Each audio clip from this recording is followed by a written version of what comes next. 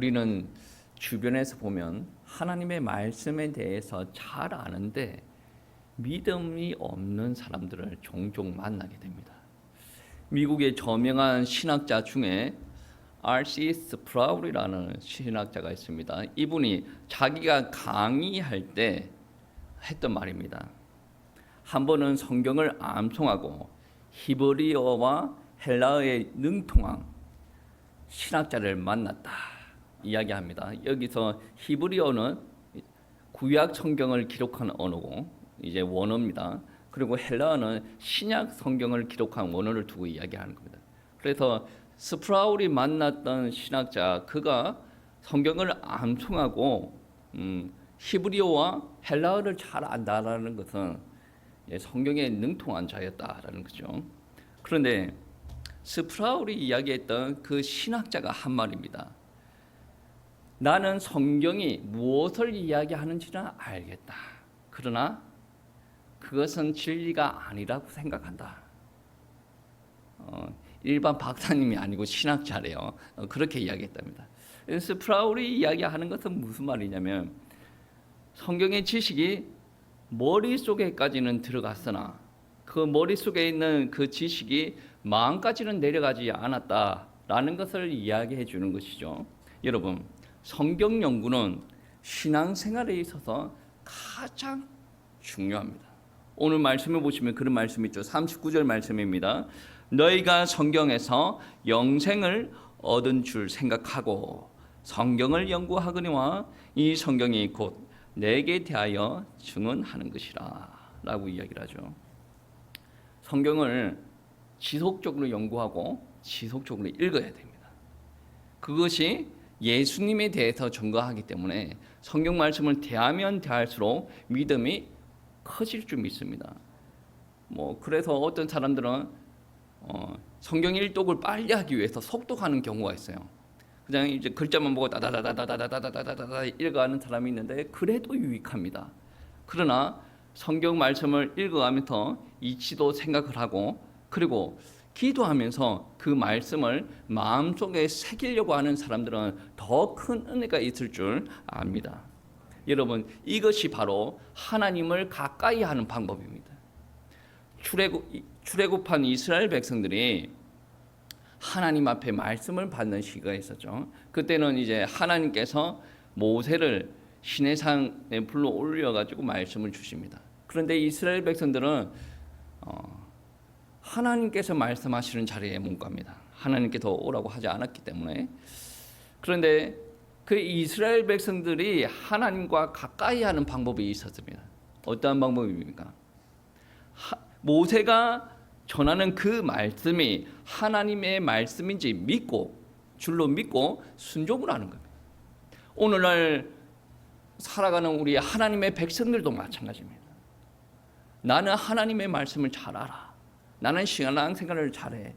그건 나쁘지 않아요. 그런데 우리가 하나님의 말씀을 계속 멀리하고 있다라고 한다면 하나님을 알아가는 방법, 하나님과 함께하는 방법이 없어지는 겁니다.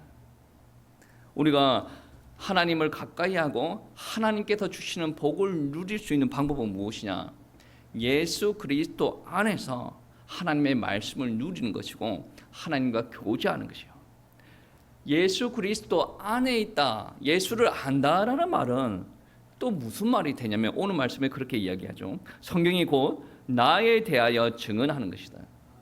그리스도 안에 있다라는 말 자체가 성경을 안다라는 말이 됩니다. 여러분, 그리스도의 이름을 의지하여서 하나님의 자녀가 되었다. 그것을 지속적으로 누리고 있다라는 말은 하나님께서 그들에게 은혜를 지속적으로 공급하여 주고 있다. 그래서 그들의 삶 가운데 하나님의 능력이 드러나기 시작을 하였다. 그리고 그들이 어디로 갈지 하나님께서 길을 인도하신다라는 말이 됩니다. 스프라울 교수님께서 사례를 들었던 성경을 암송하고 히브리어를 잘 알고 헬라어도 아는 그 교수님과 같이 유대인들도 성경에는 정통하지만 예수님을 믿지 않았다 라고 오늘 본문 말씀에서 이야기합니다. 그런데 여러분 생각해 보세요. 하나님의 말씀을 알면 예수님을 잘 알 수밖에 없어요. 왜 그러냐? 성경 말씀은 예수님을 증언하는 겁니다. 그러면 성경 말씀을 안다라는 것은 예수님을 안다라는 말씀이죠. 근데 이 유대인들이 왜 예수님에 대해서 잘 몰랐을까요? 왜 그랬을까요? 하나님의 말씀은 아는데 왜 예수님에 대한 믿음이 없습니까? 첫 번째죠. 자신의 경험을 의지했기 때문에 그렇습니다. 40절 말씀 보시겠습니다. 40절 말씀 우리 다 같이 합독하시겠습니다. 40절 말씀. 그러나 너희가 영생을 얻기 위하여 내게 오기를 원하지 아니하는도다. 아멘. 너희가 성경에서 영생을 얻은 줄 생각하고 영생에 관심이 있기는 있습니다. 그런데 40절 말씀에 영생을 얻으려고 예수님 앞에 나오지 않는다라는 거죠. 이 사람들이 왜 그렇습니까? 자기들의 경험, 자기들의 지식, 생각에 의지하여서 객관적으로 이제 판단을 하여서 자기들에게 이승적으로 납득이 되고 뭔가를 도전해도 되겠다라면 그렇게 가는 거예요. 근데 예수님에 대해서 이해가 가지 않습니다. 그래서 예수님 앞에 나오지 않는다라는 말씀이죠.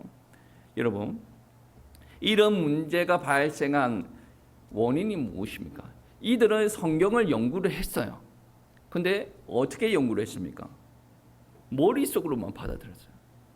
마음으로 하나님의 말씀을 받아들이지 않았다. 마음판에 하나님의 말씀을 새기지 않았다라는 것입니다. 여러분, 성경 말씀을 잘 보면 분명히 메시지 하나가 마음판에 들어옵니다.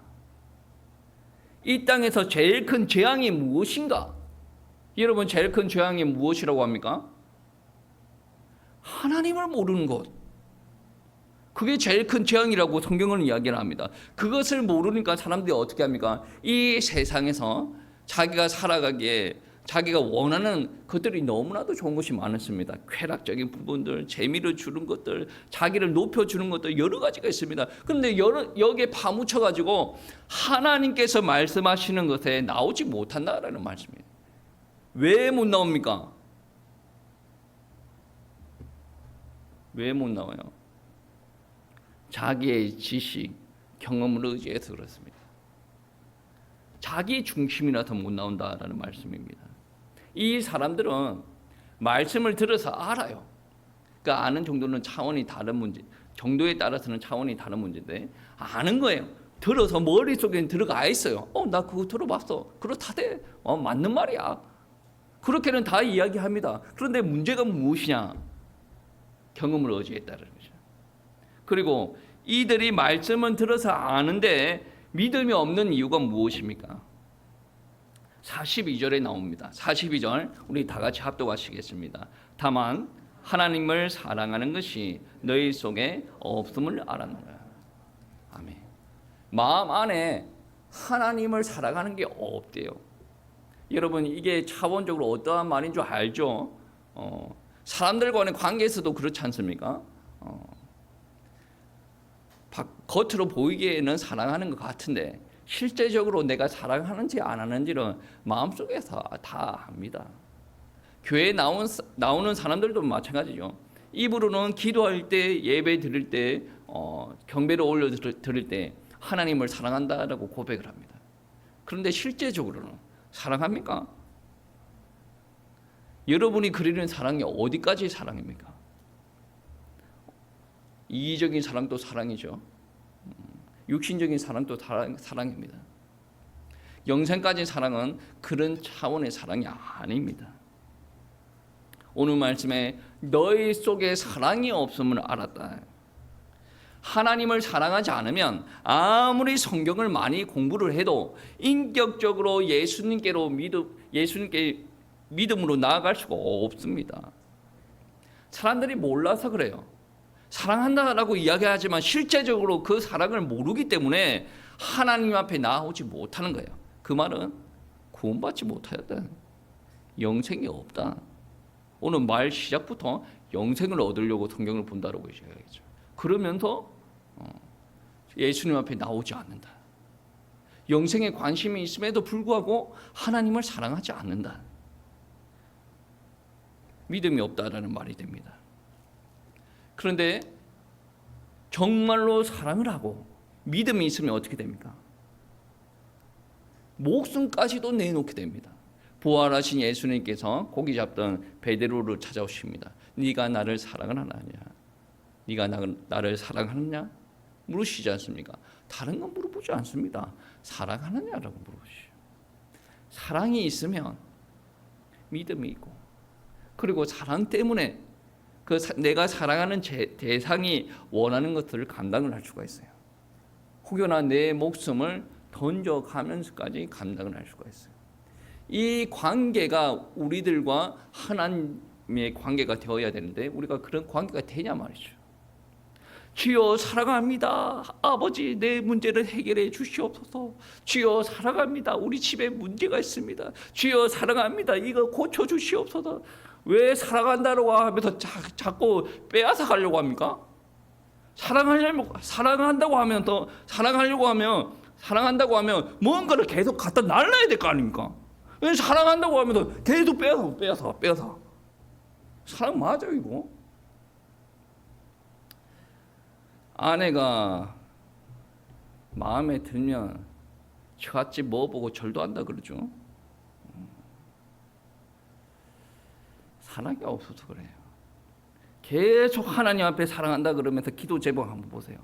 내가 당신을 위해서 뭐를 드리겠습니다가 없어요. 계속 뭐를 달라 그래요. 이거는 사랑이 아니에요. 이건 사랑이 아니에요. 이거는 뭔가 잘못되었어요. 성경이 말하는 사랑은 이게 아닙니다. 그래서 예수님께서 이야기할 때 나의 말씀이 너희 안에 거하면 무엇이든지 구하라 그러죠. 하나님의 말씀이 우리 안에 있는데 나를 위해서 이거 주세요, 저거 주세요, 그것도 주세요, 다 주세요. 하나님께서는 은혜의 하나님 아닙니까? 전능의 하나님 아닙니까? 다 주세요. 나는 다 누릴 거예요. 이거는 질서가 없는 거예요. 무질서. 하나님은 질서의 하나님이에요. 응답 주실 때도 질서 안에서 응답을 주세요. 응답 주시고 나서도 질서 안에서 그 응답을 누리기를 원하시는 거예요.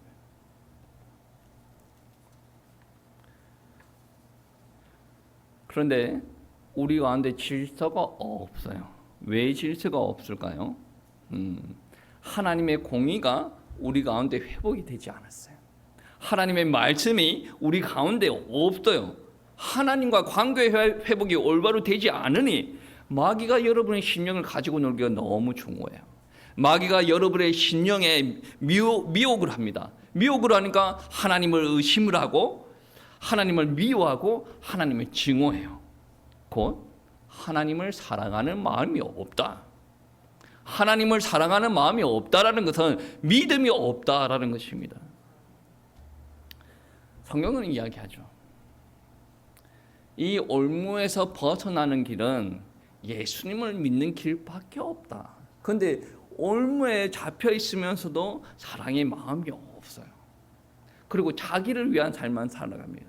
하나님의 말씀을 모릅니다. 그러면서 자기는 계속 신앙생활 유대인들처럼 율법 안에서 신앙생활 열심히 합니다. 그런데 은혜가 없어요. 얼마나 고된 신앙생활이 되겠습니까? 이것도 해야 되고 저것도 해야 되고 안 하면 계속 정죄를 받고 살고 얼마나 힘듭니까? 차라리 안 믿는 게 나아요. 이 정도의 유대인들은. 그런데 여러분 생각하셔야 돼요. 사랑이 있으면 그분을 신뢰하게 됩니다. 안 믿어지나 봐. 제가 결혼할 때 옆에서 누가 그러더라고. 결혼을 하면 통장을 아내한테 넘겨야 된다. 누가 그런 이야기를 하더라고. 요즘은 통장을 넘기지 않는 남자들은 많지 않습니까? 네가 번 거는 네가 쓰고 내가 번 거는 내가 쓰고 얼마나 효율적이에요. 너무 좋아. 근데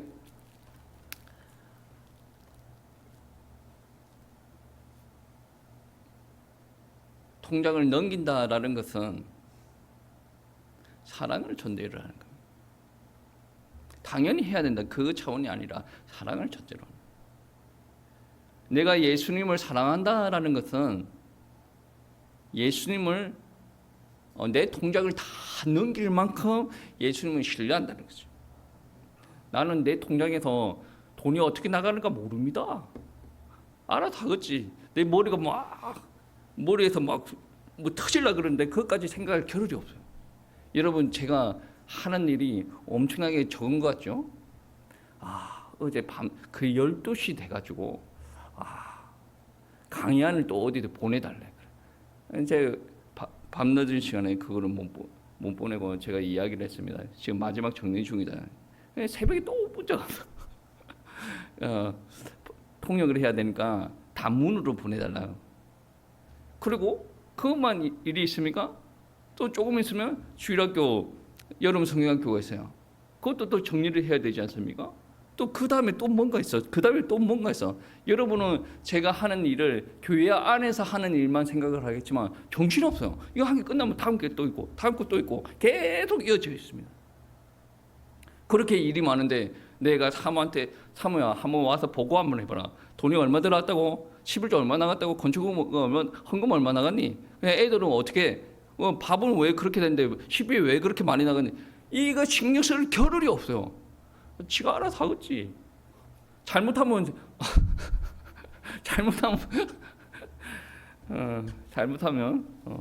부도가 나든지 알아서 하겠지. 이게 왜 그렇습니까? 나태해서 그렇지는 않아요. 믿기 때문에 그렇게 하는 거죠. 여러분도 하나님을 좀 믿으세요. 왜 하나님을 안 믿어요?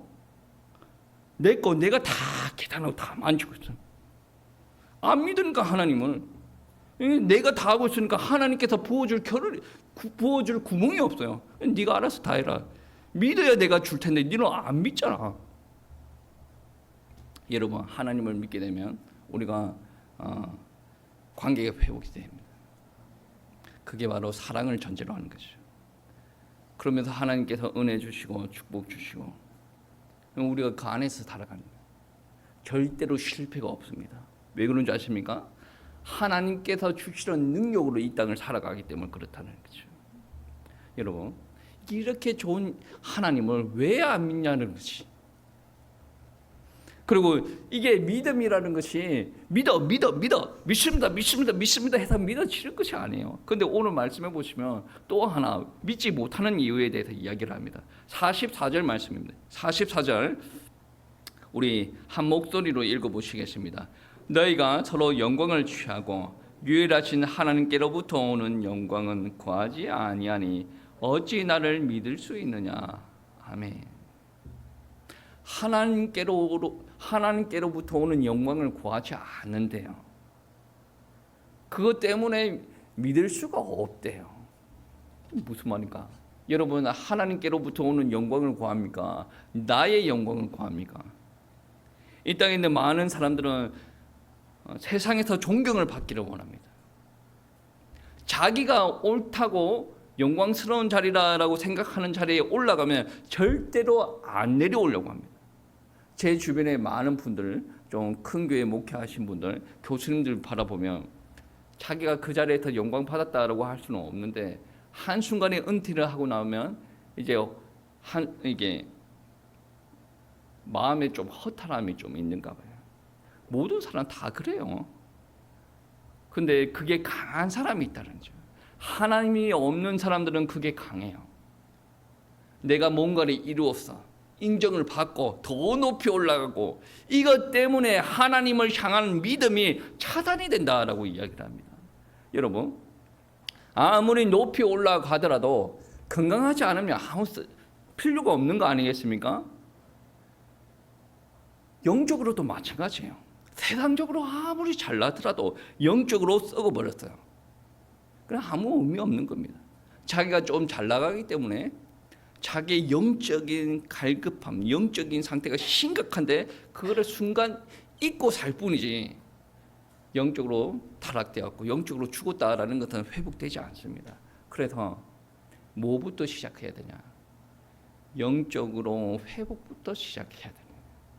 내면이 회복이 돼야 해요. 그래야 온전한 영광도 이 땅에서 누릴 수가 있다. 그 영광의 시작은 어디에서부터 시작이 되어야 됩니까? 하나님께서 주시는 것에서. 그런데 내 욕심 가지고 이 땅에서 영광스럽게 산다라는 것은 하나님의 영광을 거부하는 것이고 하나님을 믿는 것을 거부하는 것이다라는 것입니다. 예수님 시대에 사는 유대인들은 자기들은 믿음이 있다고 이야기했어요. 그런데 예수님께서는 믿음이 없다라고 이야기를 합니다. 오늘 말씀 45절, 46절 말씀 한번 보시겠습니다. 내가 너희를 아버지께 고발할까 생각하지 말라. 너희를 고발하는 이가 있으니 곧 너희가 바라는 자 모세니라. 모세를 믿었더라면 또 나를 믿었으리니 이는 그가 내게 대하여 기록하였음이니라. 아멘. 이스라엘 백성들은 모세를 믿는다라고 이야기를 합니다. 그런데 우리가 바라보고 예수님께서 바라보는 시각은 그들의 전통이고 역사지, 그들도 모세를 믿지 않습니다. 초막절, 장막절, 유월절, 그 다 즐깁니다. 다 합니다. 그래도 모세를 믿지 않았다는 거죠. 유대인들은 자기들은 믿는다라고 생각했지만 말씀을 형식적으로 종교적인 틀 안에서 대했습니다. 진정한 의미의 모세를 몰랐던 거죠. 자기들은 모세를 믿는다라고 하는데 자기들을 고발하는 이가 있는데 그것이 누구라라고 이야기합니까? 예수님께서 고발하지 않고 모세가 고발한다고 합니다. 이상하네요. 유대인들은 모세를 존경하고 모세를 믿는데 왜 모세가 유대인들을 고발을 한다라고 이야기를 합니까? 이거 앞뒤가 맞지 않아요. 근데 왜 그런 이야기를 하시냐면 모세가 언약의 말씀을 전달했어요. 근데 이 이스라엘 백성들이 언약의 말씀을 무시를 합니다. 모세가 기록하였던 말씀이 있어요. 또 예수님을 증거한 말씀이 있어요. 이거를 부정합니다. 그러니까 이 모세가 이 이스라엘 백성들을 고발하러 온다라고 이야기를 하죠. 엄밀히 말하면 모세를 믿었다면 예수님도 믿어야 됩니다. 왜 그런 줄 아십니까? 모세가 예수님에 대해서 기록하였기 때문에 믿어야 된다라고 이야기를 하는 거죠. 47절 말씀 한번 보시기 바랍니다. 그러나 그의 글도 믿지 아니하거든 어찌 내 말을 믿겠느냐. 예수님께서 직접 이야기하시죠. 너희들은 모세의 글을 믿지 않는다. 모세의 글을 믿으면 나를 믿을 수가 있는데 너희들은 모세의 글도 믿지 않는다라고 이야기를 합니다. 여러분, 왜 이런 이야기가 나왔을까요? 이 사람들이 자기의 지식을 의지하고 자기의 영광을 구하고 하나님을 사랑하지 않는다. 그렇게 철두철미하게 율법을 지키고 살았음에도 불구하고 그들의 마음에 하나님의 사랑이 없다. 자기가 잘 살아야 되겠다라는 그 마음밖에 없다라는 거죠. 하나님의 말씀대로 살고자 하는 것이 아니라 자기의 경험대로 살고자 하는 것이 있다. 이 세상에서 아무리 유명하고 성공을 했다라고 하더라도 하나님의 능력으로 살지 않았다면 얼마든지 그들은 순간적으로 재앙 가운데 빠질 수가 있습니다. 잠언 12장 21절 말씀에 어떻게 이야기하냐면 의인에게서는 어떠한 재앙도 임하지 아니하려니와 악인에게는 앙화가 가득하리라. 자기 방법으로 성공한 사람들은 그들의 죄로 말미암아 화가 임할 준비가 되어져 있다는 거죠. 근데 하나님의 말씀을 믿지 않는 사람들은 내가 이만큼 이루어놨으니까 앞으로도 계속 잘 될 거야. 순간적으로 죽든 순간적으로 기업이 망하든 자기네들은 그거를 앞에 일을 모릅니다. 근데 순간적으로 그러한 일이 닥치면 어떤 생각을 하겠습니까? 하나님의 말씀은 이야기하고 있는데 그들은 모를 뿐이에요. 교회를 다니면서 성경적인 지식이 많은 사람이 많아요. 그리고 진짜 예수님을 믿지 않는 사람도 많습니다. 교회 안에 하나님의 말씀을 알아요. 예수님도 알아요. 근데 예수님을 믿지 않습니다. 이러한 사람들이 너무나도 많다는 거예요. 저도 이러한 부분들을 순간순간 느낄 때가 있습니다. 아니, 목사님 믿음 없네, 이런 말이에요. 이거는 믿음을 가지고 싸워야 될 영역입니다. 여러분, 이러한 일들이 왜 일어납니까? 영적 교만 때문에 그래요. 나는 잘 믿는다. 영적 교만. 나만큼 믿는 사람 있으면 나와봐라. 영적인 교만. 그리고 자기 중심적 사고. 그리고 감정. 절대적인 근거는 무엇이 되어야 됩니까? 하나님의 말씀이 되어야 되고, 그리고 내가 하나님을 사랑하는가? 그 감정이 되어야 되고, 내가 나를 위하고 있는가? 하나님의 영광을 위하고 있는가? 그걸 자꾸 돌이켜 봐야 된다는 거죠. 믿음은 논리적인 결론이 아닙니다. 무슨 말인가 알아요? 하나님의 말씀 계속 들어요. 듣고 나서 이거는 그렇지, 이해가 갔고, 이거는 이해가 갔고, 이거는 이해가 갔고, 이거는 이해가 갔고, 이제는 믿어지겠네. 안 믿어져. 이거는 믿음이라는 것은 논리적인 결론이 아닙니다. 에베소서 2장에 무엇이라고 합니까? 믿음은 하나님께서 은혜 주셔야 일어나는 현상이거든요. 그러니까 하나님의 은혜로 말미암아 나의 지혜를 구하지 않고, 나의 경험과 지혜를 구하지 않고, 하나님의 은혜로 말미암아 내가 하나님을 사랑을 할 수가 있다. 하나님께서 주시는 은혜로 말미암아 나의 영광이 아니라 하나님의 영광을 구할 수가 있게 되었다. 이게 무엇이 변화가 된 거예요? 마음이 변화가 된 거예요. 머릿속으로 계속 뭔가 들어갔다 그렇지 이때까지 해왔지, 그렇게 살아야지, 그렇지. 그런데 실제적으로 문제오면 그렇게 안 삽니다. 왜? 머리 안에만 있어서 그래요. 하나님께서 은혜 주셔가지고 이 신령이 바뀌어지지 않아서 그래요. 그래서 성경을 읽을 때 계속 뭐 오디오 틀어놓고 다다다다다다다다다다다다 그렇게 읽는 것도 중요하지만 그것보다 더 중요한 것은 무엇입니까? 한 말씀 한 말씀 곱씹어 가면서 내 마음판에 새겨 가면서 읽는 것이 필요하다라는 것이죠. 오늘도 주님께서 여러분에게 물으실 것입니다. 너희가 성경에서 나를 보았는가? 네가 나를 사랑하는가? 물으실 겁니다. 그러면 여러분은 어떻게 해야 됩니까?